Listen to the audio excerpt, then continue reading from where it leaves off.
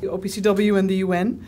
We've had a very productive week this week, particularly in Damascus, and I'll be flying out to speak to the Conference of State Parties of OPCW in The Hague on Monday, and then I'm traveling forward to the Security Council to brief on the basis of Secretary General Ban Ki-moon's second report to the Security Council.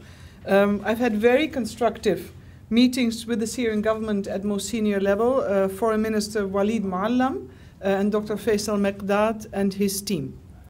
And obviously, as you appreciate, we continue to build on this very constructive cooperation as we have a shared goal, that is to rid the Syrian Arab Republic as soon as possible of its chemical weapons program. That is a shared vision, a shared goal against a very tight timeline.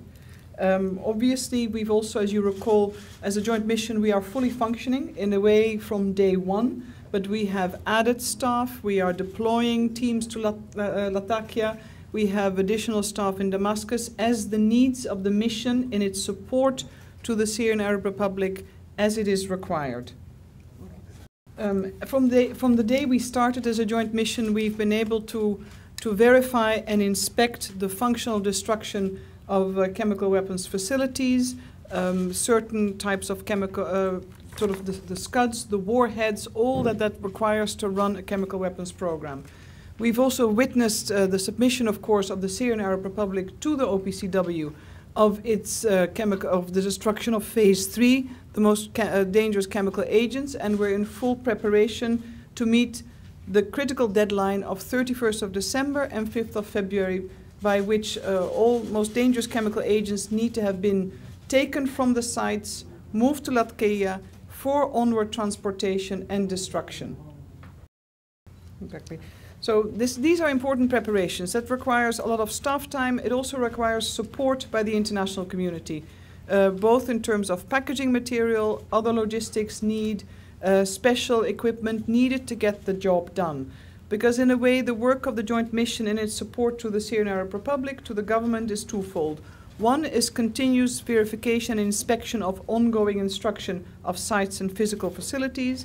The second part, a very key part, which is often reported in the media, is the removal component. And that is very much a time-bound, sensitive, almost supply chain-based exercise in very difficult operating conditions. And I want to be very clear about that. The security conditions in country are such that we need to take full mitigation measures. We need to plan for possible contingencies. And this is part of the security plan that the government has prepared, but it's also part of the plan that the joint mission has in order to provide best possible support. The international community has provided international assistance, both in terms of the physical requirements as well as the onward destruction, which is in principle going to be based at sea through hydrolysis on a US vessel, and then the chemical effluents, what is left when destroyed, will be treated in countries through a number of companies that can commercially treat the reactive mass that remains. We are currently also still looking for funding for the 3 trust funds that have been established. One by OPCW, which has been funded in the range of about 11.5 million euros. The UN Trust Fund for the UN part of this joint mission, and OPCW, at the request of member states, has established a 3rd trust fund, which is to finance the out-of-country destruction. So a lot of work, collective effort in order to ensure success. Maybe to conclude on 3 points, this mission is very much for the people of Syria to rid the country once and for all of a very dangerous weapons program. Secondly, full cooperation of all parties is required to not only look at safety and security, but to really make sure we meet the deadlines in a way that is foreseen and expected. And last but not least, the entire international community is with you to make sure this happens, and we continue to rely on the constructive cooperation that has been established from the beginning with the Syrian authorities. Thank you. It's a tight deadline, so if there's sufficient time or not, we'll have to see, but we're working to make sure we can meet all the deadlines.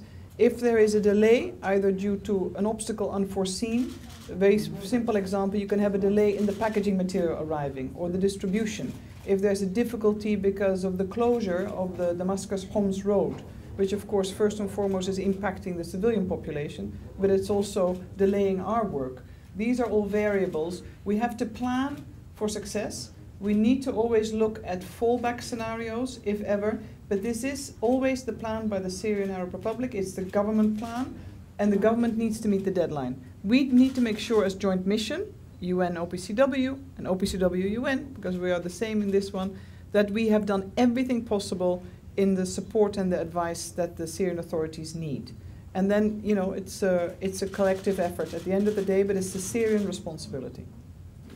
The arsenal, I think, is a more of a collective noun, of course. We are destroying part of the arsenal, let's say the scuds, the mixing facilities. What is part of the whole package is being destroyed in country over a timeline. The end reporting date is 30th of June 2014 to Security Council. The chemical agents, the materials, will be destroyed out of country. And I said it from the beginning, it is confirmed that it will be on a ship at sea, and it will be done through hydrolysis. There are two stages. All the packed and sealed chemical agents will arrive from different sites in Latkeia. Then it will be transported to other ships by other member states that will send it to, in principle, a US vessel. It will not be in Syrian territorial waters.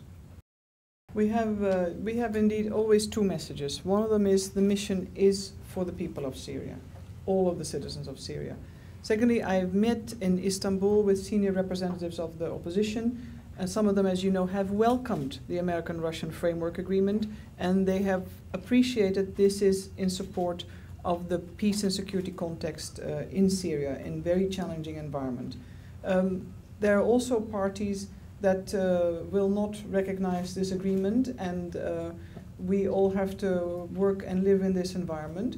On an operational level, what is equally important in order to ensure continued access to sites, we are in touch, no, she will translate, we are also in touch at an operational level with local representatives to make sure, for instance, our team does not get shot by accident. You know, if there's fighting happening, that we're at the right place at the right time, not at the wrong place at the wrong time, which are situations that I know the citizens of Syria face on a daily basis. So we want to make sure we do everything possible. And at the end of the day, we hope we'll be understood.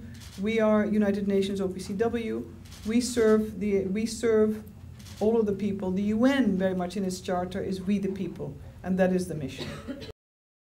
Oh, no. This was not our discussion.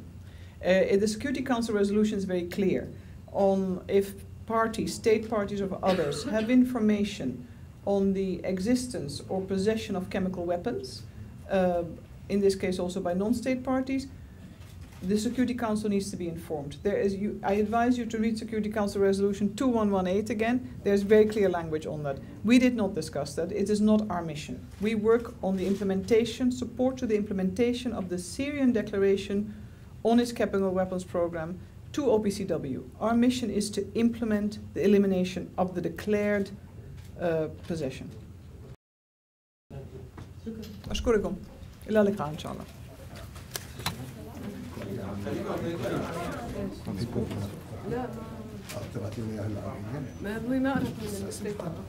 هي هلا حتترك سوريا وحتتجه الى لاهاري لتحضر اجتماع عم نشتغل في تعاون دولي واسع بهذا الخصوص، وعم نحاول المواد الخاصه للنقل والشحن والترحيل، وفي مساعدة بنهايه 6 اشهر الاولى من عام 2014. It's a tight deadline.